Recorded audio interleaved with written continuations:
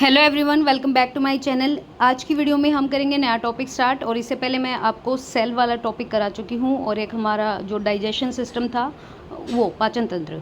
ठीक है, ये श्वसन तंत्र है, रेस्पिरेटरी सिस्टम, क्योंकि ह्यूमन बीइंग से रिलेटेड आपकी जनरल साइंस में पूछे जाएंगे, चाहे वो आपका प्लांट किंगडम हो, चाहे वो आपका ह्यूमन से रिलेटेड कोई भी चीज़ हो। ठीक है, तो ये क्वेश्चन तो आने हैं डेफिनेटली। और अगर आपको ये लगता है कोई क्वेश्चन भाई ये टर्म मेरे को समझ नहीं आ रही, तो उसको ना गूगल सर्च करके एक बार अच्छे से उसको डिटेल में जान लीजिएगा। पहला क्वेश्चन है, किस अंग के माध्यम से मछली सांस लेती है? ये सभी को पता है, गलफड़ों के द्वारा लेती है। मछली को सांस लेने के लिए ऑक्सीजन की ज़रूरत होती है और मछली पानी से ऑक्सीजन अलग करने के लिए गिल्स का यूज़ करते हैं। ऑब्वियसली फेफड़े नहीं होंगे तो ये गलफड़े होंगे, तो आप सभी को पता ही है। ऑप्शन नंबर सी यहाँ पे सही रहेगा। प्रकाश संश्लेषण के दौरान पादप और पेड़ कौन सी गैस बाहर छोड़ते हैं? जब वो अपना खाना बनाएंगे ना, तो ध्यान रखिएगा, वो कार्बन डाइऑक्साइड लेंगे धूप में, मतलब सूर्य की मदद से जो खाना बनाते हैं, फोटोसिंथेसिस जो प्रक्रिया होती है उसमें वो ऑक्सीजन को रिलीज करते हैं। लेकिन रात के समय नहीं करते, रात को सूर्य नहीं होती और रात को फोटोसिंथेसिस नहीं होता प्रोसेस, तो तब कार्बन डाइऑक्साइड छोड़ते हैं। ये चीज़ ना दिमाग में रखिएगा कि भाई कौन सी गैस बाहर छोड़ेंगे? ऑक्सीजन छोड़ेंगे। प्रकाश संश्लेषण एक ऐसा प्रोसेस है जिसके द्वारा जो हमारा प्लांट है या पादप है, पादप वर्ग जो है, वो भोजन तैयार करता है और इस प्रक्रिया में पौधे कार्बन डाइऑक्साइड लेते हैं और ऑक्सीजन गैस को रिलीज करते हैं एनवायरनमेंट में।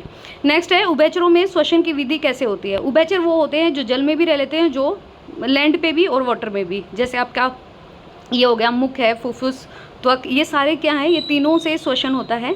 तो उभयचरों में श्वसन की विधि मुख से भी हो सकती है, आपकी त्वचा से भी हो सकती है और आपकी फुफ्फुस से भी हो सकती है। तो आपको पता ही होगा, द बेस्ट एग्जांपल अगर हम यहाँ पे बात करें उभयचर की, तो वो मेंढक होता है। वो पानी में भी रह लेता है और वो ज़मीन पे भी रह लेता है। नेक्स्ट है, प्रकाश संश्लेषण मुख्य रूप से इसका कार्य है। प्रकाश संश्लेषण क्या बनाता है भाई? प्रकाश संश्लेषण के द्वारा पौधे क्या बनाते हैं? पत्तों का कार्य होता है। पत्तियां जो होती हैं पौधों में, जिसमें ग्रीन पिगमेंट होता है, क्लोरोप्लास्ट होता है। प्रकाश संश्लेषण की प्रक्रिया के लिए क्लोरोफिल, ग्रीन पिगमेंट की ज़रूरत होती है। क्लोरोफिल जो कि पर्णहरित है, पौधों में क्लोरोफिल पत्तों में पाया जाता है। तो ऑब्वियसली पत्ता, option A will be the correct answer of this particular question. ये क्वेश्चन बहुत बार आया HSSC के द्वारा और भी एग्जाम्स में आया।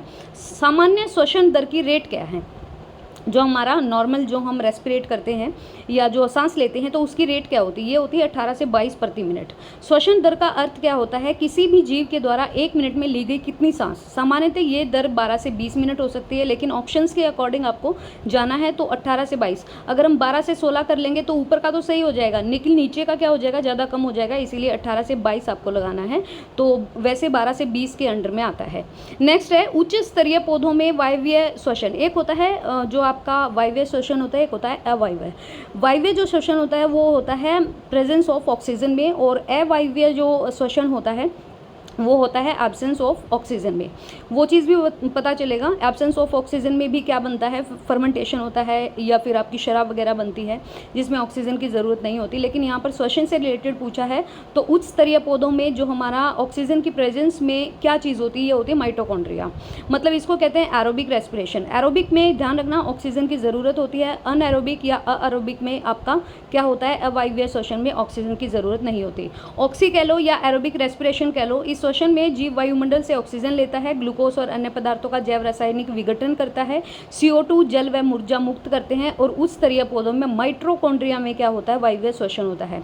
एक आपका प्लांट को ह्यूमन बीइंग से या फिर हमारे जंतु विज्ञान से कैसे अलग करते हैं? क्योंकि प्लांट में शेल वॉल होता है, जो कोशिका भित्ति होती है, जो मानव में नहीं होती है या जंतुओं में नहीं होती। अनएरोबिक श्वसन किसकी अनुपस्थिति में? तो ऑक्सीजन की अनुपस्थिति में होता है। एरोबिक से याद रखना ऑक्सीजन की जरूरत है, अनएरोबिक से याद रखना ऑक्सीजन की एब्सेंस में। एनएरोबिक श्वसन कह लो या आपकी ऑक्सीजन की बिना उपस्थिति में ग्लूकोज का जो लैक्टिक अम्ल है या इथाइल अल्कोहल है, इसमें आंशिक विघटन करना अनॉक्सी या अवायवीय श्वसन कहलाता है। इस क्रिया में खाद्य पदार्थों का पूरी तरीके से ऑक्सीडेशन नहीं होता। आपको सिर्फ इतना याद रखना है, एरोबिक रेस्पिरेशन में प्रेजेंस ऑफ ऑक्सीजन होगी, अनएरोबिक रेस्पिरेशन में एब्सेंस ऑफ ऑक्सीजन होगा। श्वसन के दौरान हम वातावरण से क्या लेते हैं? हम लेते हैं भैया ऑक्सीजन। ऑक्सीजन हमारे लिए ज़रूरी है सांस लेने के लिए। नेक्स्ट है, श्वसन के दौरान ऑक्सीजन को नासिका से लिया जाता है और कार्बन डाइऑक्साइड को बाहर छोड़ा जाता है। तो ये चीज़ या आपको पता ही होगी।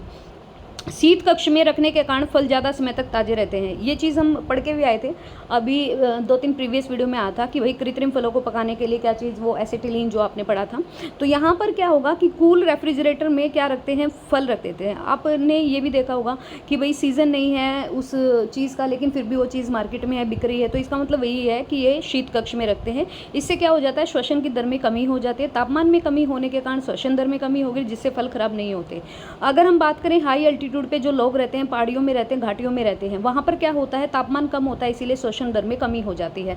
अगर आप सीढ़ियाँ चढ़ते हैं या कोई भी इतना हाई एल्टीट्यूड पे अगर हम चढ़ाई करते हैं, तो ऑब्वियसली जो हमारी बर्थ रेट है वो क्या हो जाती है, कम हो जाती है। इसीलिए हमें क्या कहते हैं भाई, सांस चढ़ गए हैं या फिर बहुत ज़्यादा मेहनत करनी पड़ती है। तो नेक्स्ट हम करेंगे सर्कुलेटरी सिस्टम। और अगर आपको वीडियो पसंद आ रही है तो प्लीज़ गाइज वीडियो को शेयर कर दीजिएगा, and please if you are new viewer on this channel you can subscribe the channel. इसके अलावा आपके कंप्यूटर के PYQ की मैंने एक पूरी प्लेलिस्ट बना रखी है, जिसको आप देख सकते हैं। जितने भी PYQ HSSC के द्वारा पूछे गए उन पूरी का क्या है, एक तरीके से वीडियो में आपको वो क्वेश्चन मिल जाएंगे। And thank you so much video देखने के लिए, थैंक यू।